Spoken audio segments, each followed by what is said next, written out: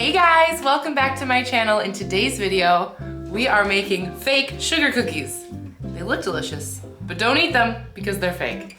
All right, if you're new here, hi, I'm Claire. Welcome, come on in, make yourselves comfortable.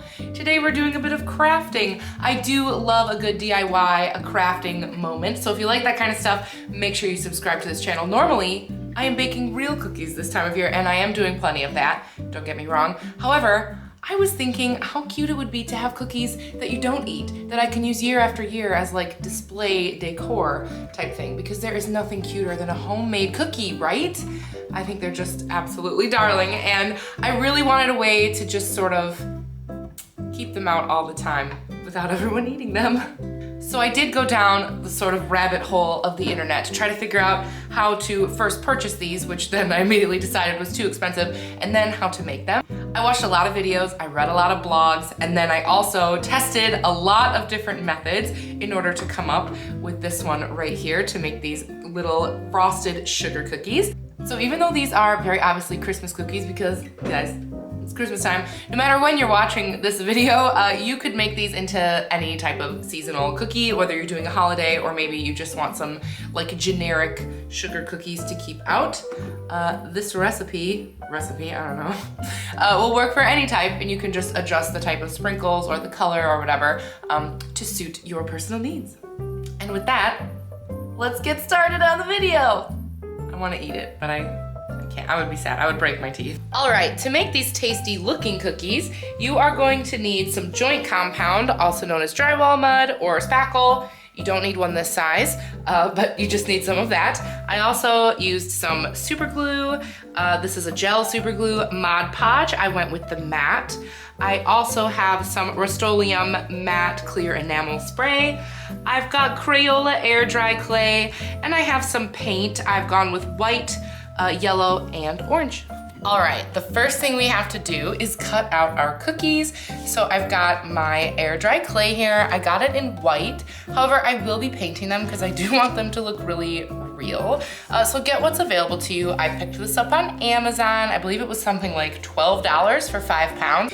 And because I'm making Christmas cookies today, I'm using my cookie cutters that I use normally to make all of my real edible Christmas cookies. I have a stocking, a star, a bell, and a snowman. Here I have some parchment paper. It's just gonna make this easier to roll out and move, just because this clay can be quite sticky. So I find that putting a layer down helps. You could also use like a cookie sheet or something, because this is where our clay cookies are going to dry. So I'm just going to roll it out, and I'm going to roll mine to about 1/4 of an inch, and that's just because that's what I normally roll my Christmas cookies out to. I'm really trying to make these look like the recipe that I make every year to eat. So that's why I'm choosing that, but this will dry no matter how thick you make it. It might just take a little longer. So whatever you're in the mood for, whatever type of cookie you're making, you just make it that thick.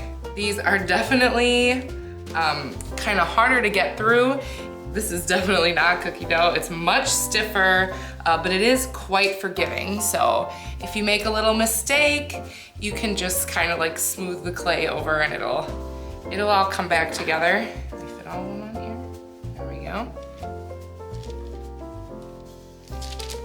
I'm going to gently remove it, fix any blemishes from my fingers.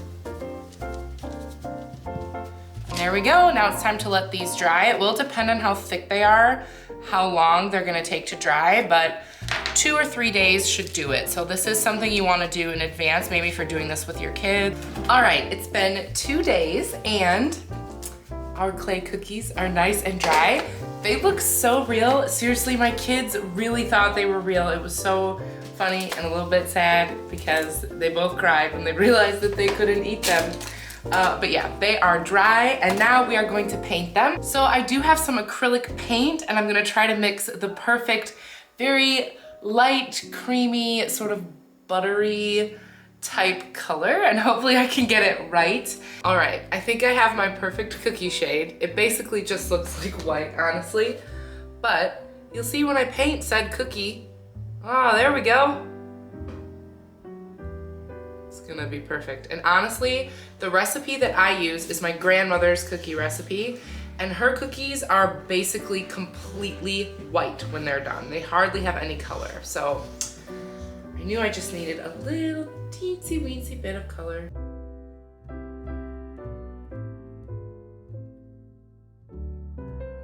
All right, you guys, my cookies are dry. I'm really happy with how the color turned out. I know probably on camera they look quite white, but in real life they are like a buttery color. They look exactly like the ones that I bake at Christmas time. And now it's time to frost them. All right, for our frosting, we are using joint compound. Now, don't run out and get this big old thing. You can find it in much smaller containers.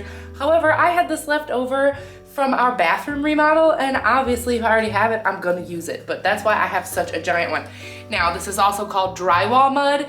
You can also find something called spackle, and that's just gonna do ya. It's the perfect texture to look like frosting. But I also did a little bit of experimenting with it so I could share with you how to get the type of frosting that you're going for, because not everybody frosts their cookies the same way.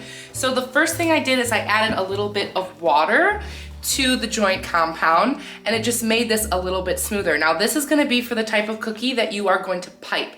You could put this into a regular piping bag and pipe it just like you would a nice royal icing. So if you're someone who does all the fancy like filling in the cookies, you could totally do this with a toothpick and everything. I did not dye it because I would need a ton of red food coloring to make this red. So my cookies traditionally are white, and joint compound does dry white. So I'm gonna find that that's really gonna be good for me. But if you were doing a non-Christmas cookie, would be easy like Valentine's Day to do pink, or, you know, I'm sure that they make stronger like food dyes that I don't have, that you wouldn't need quite as much. So I'm sticking with white. But if you add a little water to your joint compound, it's definitely gonna be like softer, more moldable for piping. However, my favorite Christmas cookie is the type with that thick, sugary royal icing. So I went ahead and added flour to some of my joint compound to see what would happen. And it gave me this nice, sticky, sort of muddy kind of texture, which is very much like the frosting that I prefer to use, frosting it with a knife the old school way. So if you're really trying to make a cookie look like it is homemade, I would say this is your best bet. All right, and honestly, just frost these however you normally frost your cookies.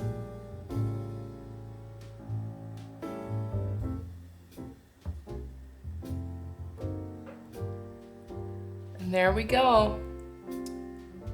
So cute.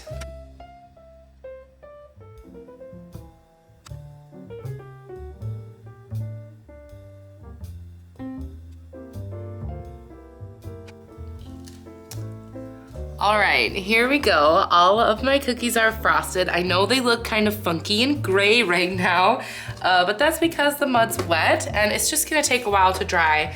And I do want them to dry all the way. You'll notice I did not add sprinkles or anything. That's because in my experimenting with this, I found that sprinkles sort of dissolved in the mud a little bit and the colors ran. So we're gonna wait on the sprinkles until these are totally dry, and they will turn white, I promise. All right, you guys, my cookies are like almost dry, but I want them to go overnight. So I've done a lot of experimenting because I really want these sprinkles to stick and to look good, but I found that they are bleeding very easily onto the frosting. So I've tried a few different methods here, and I think I figured one out that's gonna work really well. So stay with me. Now I have some matte clear enamel spray. I chose matte because I don't want them to be shiny. I want them to like look real because they are real, and I want them to stay looking the way they are. So I'm just gonna coat them lightly. I'm gonna let that dry for a minute, and then I'm just gonna like shake them all around and do it again. All right, so my cookies look so real. I'm really happy with the color. I really love how it has dried nice and white. It looks exactly like white frosting. And now we need to seal it. So I have chosen Mod Podge just because I always keep this in the house. If you are an avid crafter, then you definitely should probably have it. This is matte. The finish is matte finish, but if you normally use icing that has like more of a shine to it, you could go over this with a satin finish.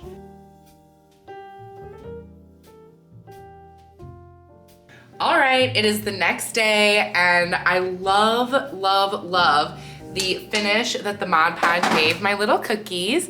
It's like, since it's matte, it doesn't have like a bunch of shine to it, but it's not, I don't know, it's got like more shine than it previously did, like on the frosting bits, and it definitely took some of the shine from the cookie bit off and kind of balanced it out. I don't know if that makes sense, but it looks really real. And now we have to put our sprinkles on. They have dried after being sealed. I did Google it, and you can just buy these made out of plastic. You can buy just plastic sprinkles. People use them to make like slime and stuff. They do exist out there. So if you would rather do that, it would probably be easier, then you can. But you know me, I don't like to spend money that I don't have to spend, and I already had these. I already had the poly spray, so that's why I did it. And now we're gonna glue these on individually. So I got some glue. I think there's probably a few types of glue you could use. However, I've got this Super Glue Gel Control by Loctite. So I'm gonna use this, and I also got, I can't find it, a pin, like a pin from sewing, but you could probably use a toothpick, would make more sense. But do you think I own any toothpicks? No, I don't have a single toothpick in this house, so I'm going to use a pin. And dang it, we're gonna make these look so cute and delicious.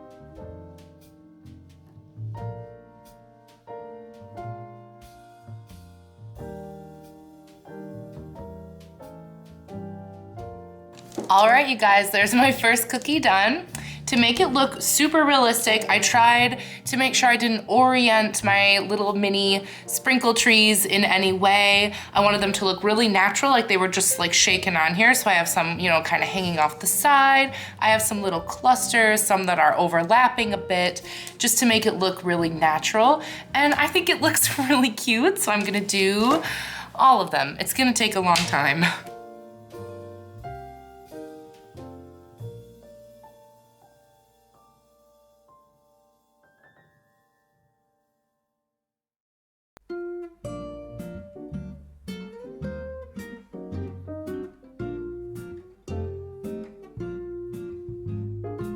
All right, you guys, that is how you make my delicious looking sugar cookies. I hope you enjoyed this video. I know it's kind of different for me, but I really wanted to share with you because when I tell you I put a ton of work into researching how to do this, I feel like someone needs to have this knowledge available to them. So let me know, are you gonna try this? Are you gonna make some ornaments? Are we gonna do these with the kids, with the family? Are we gonna just do these for ourselves? Let me know if you wanna give this a try because I am obsessed with this and I will keep it on my Milk and Cookies tray every year. This is a new staple decor piece for the Rispin household. As always, thank you so much for watching and I'll see you guys in my next one. Bye!